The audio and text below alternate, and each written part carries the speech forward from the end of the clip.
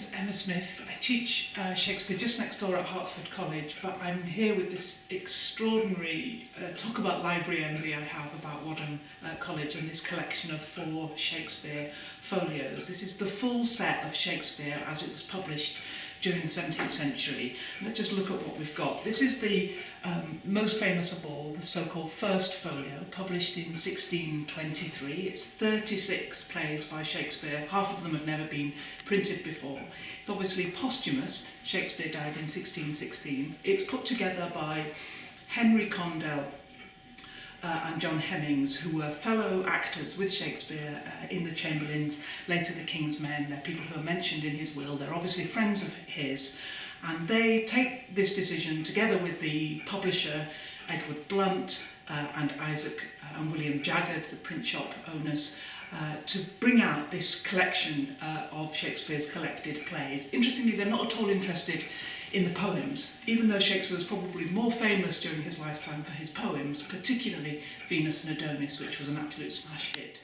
They don't include the poems, the sonnets, any of that material. This is a play book, and it's an important moment in the history of printed drama, because it's trying to make printed drama into an important, studyable, valuable, more intellectual, less tainted by the stage kind of commodity. So folio, maybe we should say something about that. Folio is a size of paper.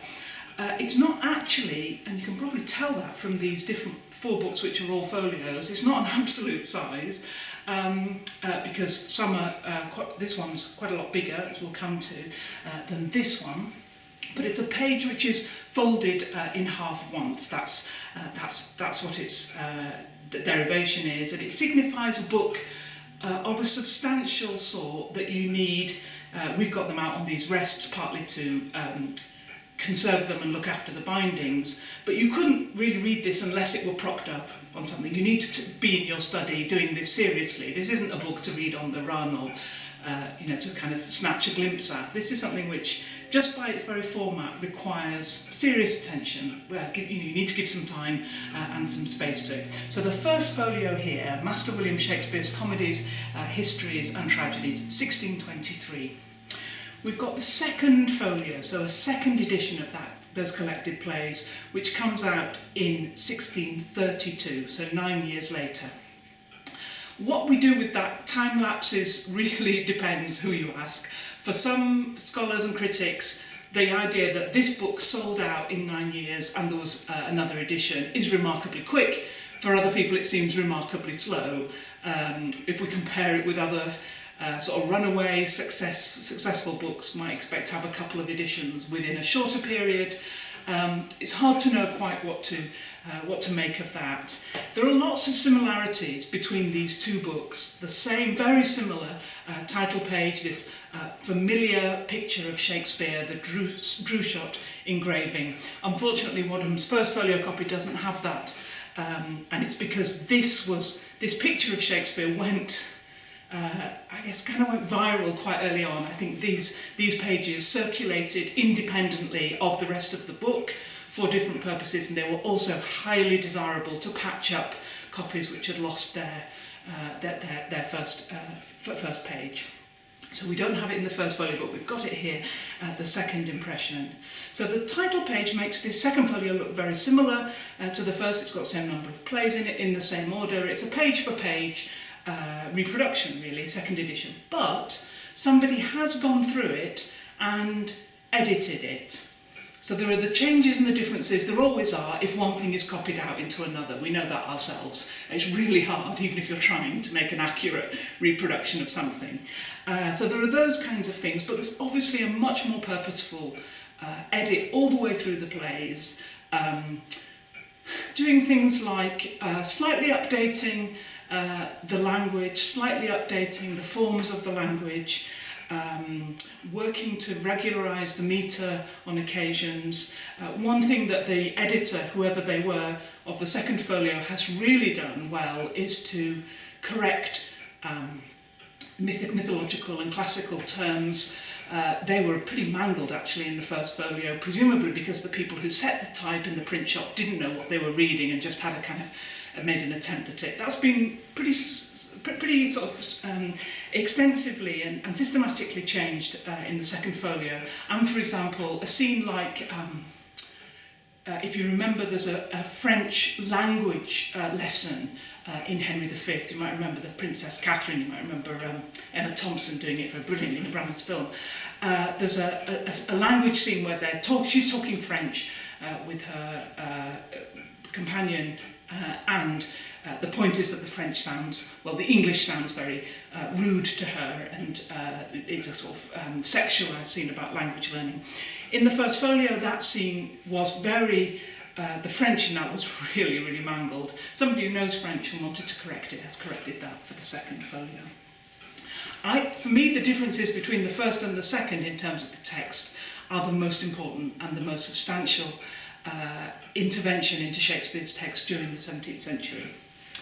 So we've got the third then, brilliantly, same picture, this familiar Shakespeare emerging again, Master William Shakespeare's Comedies, Histories and Tragedies, 1663, printed for Philip Chetwynd. So we can see that the rights to these plays are moving between stationers. The gap between these texts means that no one publisher ever brings out more than one edition.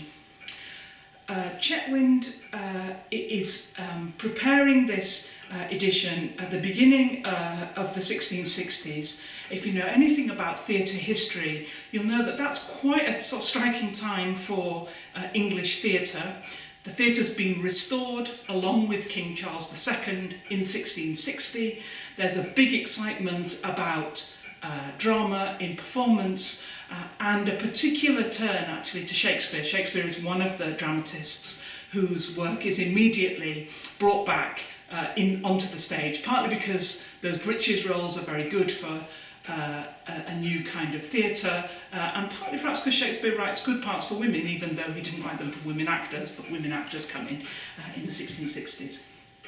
So we've got the third folio. What's really important about this edition, and it's interesting to think whether this is a marketing technique, that it adds a whole raft of new plays. So if you remember, the first folio had 36 plays that continued into the second. Here we've got 36 again, but then we've got another 7 added in as a section at the end. Now, of those 7, 6 we do not think to be by Shakespeare. Whether they thought in the 1660s they were by Shakespeare, or whether that didn't matter quite as much as parcelling up a new expanded version of the plays, it's hard to judge. But only one, Pericles, that's added in 1663-4, do we think is at least in part by Shakespeare. So Shakespeare's canon has grown, or his apparent canon has grown in the 1660s, but not in a way which we've continued. And let's just look at this last one. This is the fourth folio of 1685. That's also got these additional plays, the 6 non-Shakespearean things like John Oldcastle, the London Prodigal, the Yorkshire Tragedy, those plays, and it's got Pericles.